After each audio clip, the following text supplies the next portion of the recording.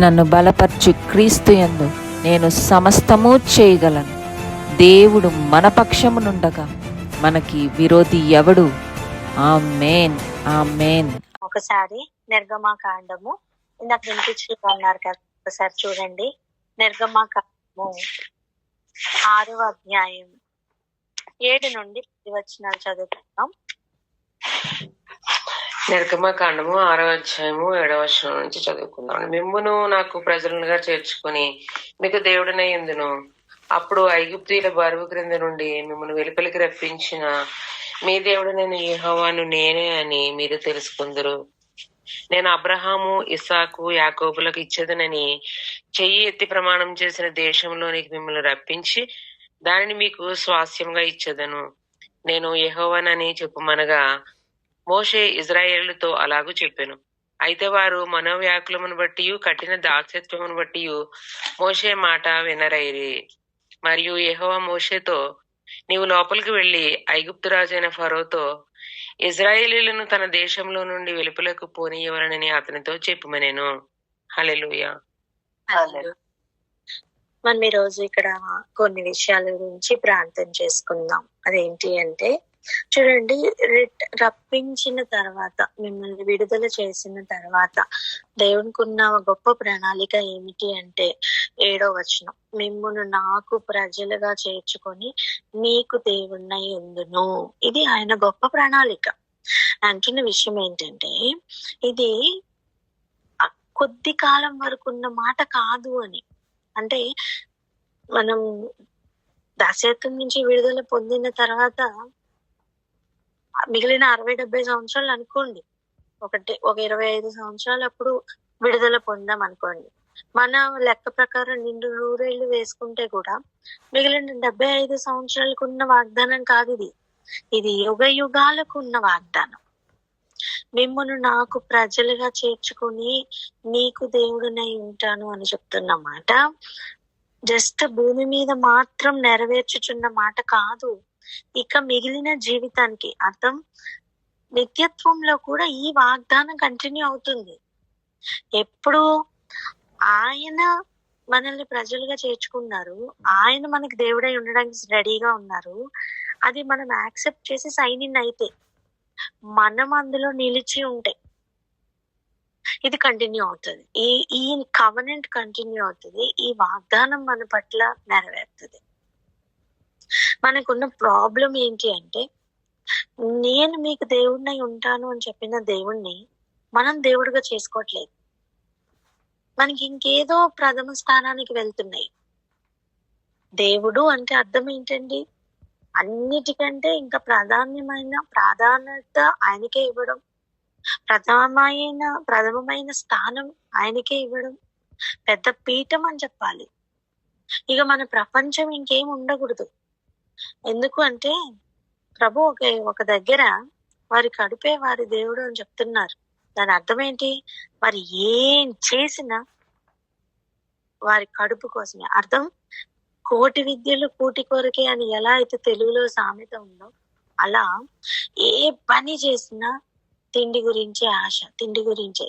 అంటే జీవన విధానం నడిపించుకోవడానికి, వెళ్ళబుచ్చుకోవడానికి మాత్రమే దేవుడు కాదు అంటున్నా నేను.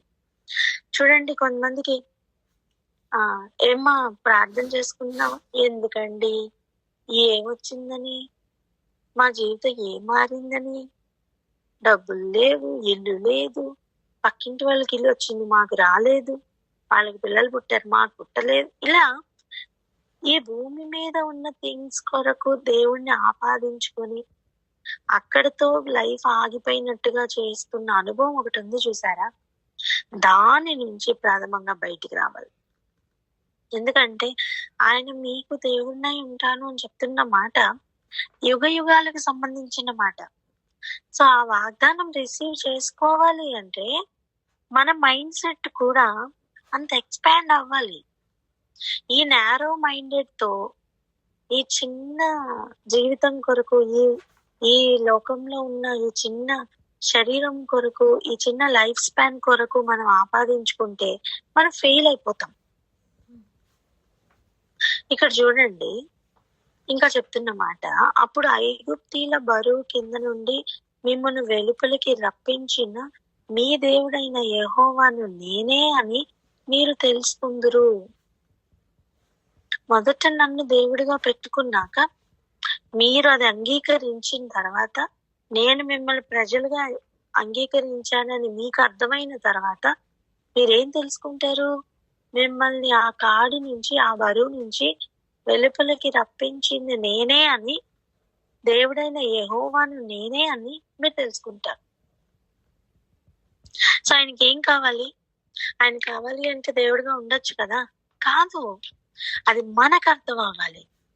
ఎందుకు అంటే ఏదైనా వనంలో మనం ఆజ్ఞను అతిక్రమించాం, ఆయనకి దూరం అయ్యాం. మరలా ఆయన ఒక అవకాశం ఇస్తున్నారు మనకి దేవుడై ఉండడానికి. ఆ కోల్పోయిన సమాధానం, కోల్పోయిన రిలేషన్ మళ్ళీ ఎస్టాబ్లిష్ చేసే పెద్ద కవెనెంట్ అండి ఇది.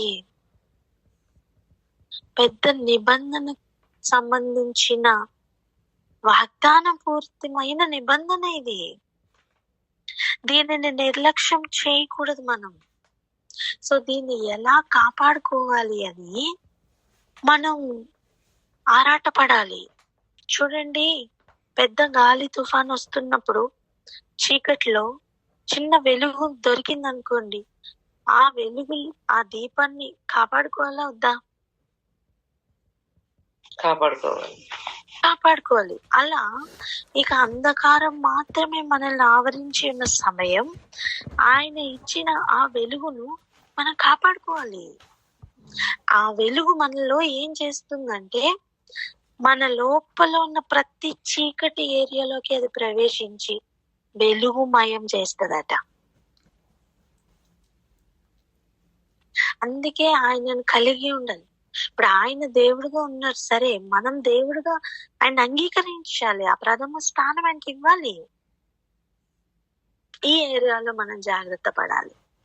ఇక్కడ చూడండి 8వ వచనం, నేను అబ్రహాము, ఇస్సాకు, యాకోబులకు ఇచ్చేదనని చెయ్యి ఎత్తి ప్రమాణం చేసిన దేశంలోనికి మిమ్మల్ని రప్పించి దాన్ని మీకు స్వాస్థ్యముగా ఇచ్చేదని నేను యెహోవానని చెప్పుమనగా, మోషే ఇశ్రాయేలీలతో అలా చెప్తే, అయితే వారు వాక్యములను బట్టి కఠిన దాస్యత్వం బట్టి మోషే మాట విన్నారా? వినరైరియా? వినరైరి అర్థమేంటి? వాళ్ళు వినలేదు. ఇక్కడ గమనించండి, దేవుడు చెప్తున్నారు మిమ్మల్ని నేను ప్రజలుగా చేసుకుంటానని. దేవుడు చెప్తున్నారు మిమ్మల్ని నేను విడిచిపెట్టను అని. ఆయన చెప్తున్న మాట, నేను మీకు దేవుణ్ణి ఉంటాను అని. అది ఎంత ఆశీర్వాదం అండి, ఎంత ప్రాముఖ్యమండి. మనం దాన్ని విడిచిపెట్టుకొని ఆ వినలేని ఒక తత్వంలోనికి, ఆ రోజు ఎలా అయితే ఐగుప్తు దాస్యత్వంలో ఉన్న ఇశ్రాయేలీలు వెళ్ళిపోయారో, ఈ రోజు కూడా మాట వినని స్వభావంలోనికే మాక్సిమం 99% మనం వెళ్ళిపోతున్నాం. ఇదొక్కటి ఈరోజు అర్థం చేసుకొని మన మనసును తిప్పుకున్నాం. ఇక్కడ గమనించండి, ప్రజలతో ఆయన ప్లాన్ చెప్పారు. ఆయన వారు అంగీకరించలేని స్థితిలో ఉన్నారు. మనకి అనిపించవచ్చు, ముందుగానే చెప్పొచ్చు కదా ప్రభు అని. ఆయన ముందుగానే చెప్తున్నారు. ఇశ్రాయేలీలు యాక్సెప్ట్ చేశారా? చెప్పండి, అంగీకరించారా? అంగీకరించలేదు. వారికి ఉన్న కఠిన దాస్యత్వం బట్టి, వారికి ఉన్న బాధ, మనసులో ఉన్న వ్యాఖ్యలత బాధను బట్టి, ఏ కారణమైనా కానివ్వండి, ప్రభు చెప్తున్న మాటను వినలేని ఒక స్థితిలో ఉన్నారు. ఈరోజు మనందరి చుట్టూ కూడా బోలెడని బాధలు, బోలెడని దాస్యత్వపు కాడి, బోలెడని ఆలోచన విధానాలు పనిచేయొచ్చు. కానీ వాటన్నిటి మధ్యలో నుంచి ఆయన స్వరం వినగలిగితే గొప్ప కార్యములు చేయడానికి ఆయన రెడీగా ఉన్నారు. ఆమేన్. విడుదల చేయడానికి ఆయన రెడీగా ఉన్నారు. అండి ఆయన వాళ్ళు వినినా వినకపోయినా ఆయన హెచ్చరించాడు. మరియు యెహోవా మోషేతో నీవు లోపలికి వెళ్ళి ఐగుప్తు రాజైన ఫరో ఇశ్రాయేలీయులను తన దేశం నుండి వెలుపలికి పోనీయవలెనని అతనితో చెప్పుమనెను. ఇక్కడ గమనించండి 11వ వచనం. ఇక్కడ గమనించండి, ఈ విషయమే మనం ఇప్పుడు ఆలోచన చేయాలి. అదేంటంటే వారు అంగీకరించలేదని, వారు వినలేదని ప్రభు తన పనిని ఆపలేదు. అట్లీస్ట్ ఇశ్రాయేలీయులు ఐగుప్తు రాజు అయిన ఫరోని హ్యాండిల్ చేస్తున్న విధానం చూసైనా తమ దేవుడు ఎంత గొప్ప దేవుడో వారు గమనిస్తారని, వారు అంగీకరిస్తారని ప్రభు ఆశపడుతున్నారు. మీరు గమనిస్తున్నారా? అక్కడ తెగుళ్ళున్నాయి, ఇక్కడ లేవు. అక్కడ చావులున్నాయి, ఇక్కడ లేవు. వీరిని ఎంతగా ప్రభు కాపాడుతున్నారో వారికి ఇంకేం రుజువు చేసుకోవాలి దేవుడు? ఇంకెలా రుజువు చేసుకోవాలి? నాకు మీరు ప్రజలై ఉంటారు, నేను మీకు దేవుణ్ణై ఉంటాను అనేది ఒక నాటి ప్రణాళిక కాదు. అది తండ్రి అభీష్టం, అది తండ్రి యొక్క చిత్తం. తిరిగి మనల్ని ఆయన ప్రజలుగా చేసుకోవడానికి ప్రాణం పెట్టి మరి, ఆయన రక్తం కార్చి మరి ఆ కవనెంట్ లోకి తీసుకొని రావాలి అన్నది దేవుని చిత్తం. ఈ చిన్న పాయింటే కావచ్చు, కానీ ఇది గ్రహించకనే మనం లోకం తట్టు తిరుగుతున్నాం. ఇది గ్రహించకనే అనేకులు ఆయన తట్టు రాలేకపోతున్నారు. ఆయన గొప్ప ప్రణాళిక కనుక మనకు అర్థమైతే ప్రాణాలు విడిచిపెట్టడానికి కూడా రెడీ అవుతారండి. ఆది అపోస్తలులు అలాగే కదిలారు, ఆయన నమ్మిన ప్రవక్తలు అలాగే కదిలారు, ఆయన కోసం ప్రాణంలు ఇచ్చారు. ఇక్కడ ఏం కోల్పోతే అక్కడ దక్కించుకుంటారు, ఇక్కడ ఏం దక్కించుకుంటే అక్కడ వారు కోల్పోతారు. ఈరోజు ఒక్క తీర్మానం తీసుకుంటావా? ఎన్ని పరిస్థితుల్లో ఉన్నా ఆయన ప్రణాళిక మాత్రం ఒకటే, మనల్ని ప్రజలుగా చేర్చుకుని ఆయన మనకి దేవుడై ఉండడం. ఈ ఒక్క సెంటెన్స్ కనుక మన జీవితంలో జరగకపోతే ఎన్ని ఉన్నా అది వేస్ట్, ఎన్ని ఉన్నా అది సున్నానే. ఈ ఒక్క కార్యం కనుక మన జీవితంలో జరిగితే ఏం లేకపోయినా అన్ని ఉన్నట్టే. ఆమేన్. ఇది ఒక్కటి గ్రహించి ఈరోజు ప్రార్థనలోకి వెళ్దాం. ప్రభా, మేమందరం మా కుటుంబాల్లో ఉన్న పిల్లలు, పెద్దవాళ్ళు, భార్యలు, భర్తలు అందరూ, స్త్రీ పురుషులు అందరూ ఇది గ్రహించి యెహోవా దేవుడు కాగల జనులు ధన్యులు అని తెలుసుకొని అనిస్తున్న ఈ కొద్ది అవకాశాన్ని కాపాడుకొని సద్వినియోగపరచుకోవాలని ప్రార్థన చేద్దాం. ఆ రోజు ఇశ్రాయేలీయులు వినలేదండి, అంత మాత్రం దేవుడు వారిని విడిచిపెట్టలేదు. వారి శత్రువుల్ని లేదా వారి మీద కాడిని నిలిపిన వారిని డీల్ చేయడానికి వెళ్ళిపోయారు. దేవుడు కూడా మనం అంగీకరించినా అంగీకరించకపోయినా మనల్ని కాపాడుతూనే ఉన్నారు. ఆయన కృపను వెనక్కి తీసుకోలా, ఆయన ప్రణాళికను వెనక్కి తీసుకోలా. ఆయన చేయి చాచే ఉంచారు, మనం పట్టుకోవట్లేదు, మనం తీసుకోవట్లేదు, మనం రిటర్న్ రావట్లే, మనం అంగీకరించట్లేదు. ఆ భయంకరమైన స్థితిలో నుంచి బయటికి రావాలని ప్రార్థన చేద్దాం. ప్రతి కుటుంబం ఆయన సొంతం కావాలి. ఆమేన్. ప్రార్థన చేసుకుందాం, ఒకరి తర్వాత ఒకరు ప్రార్థన చేసుకుందాం. అక్క.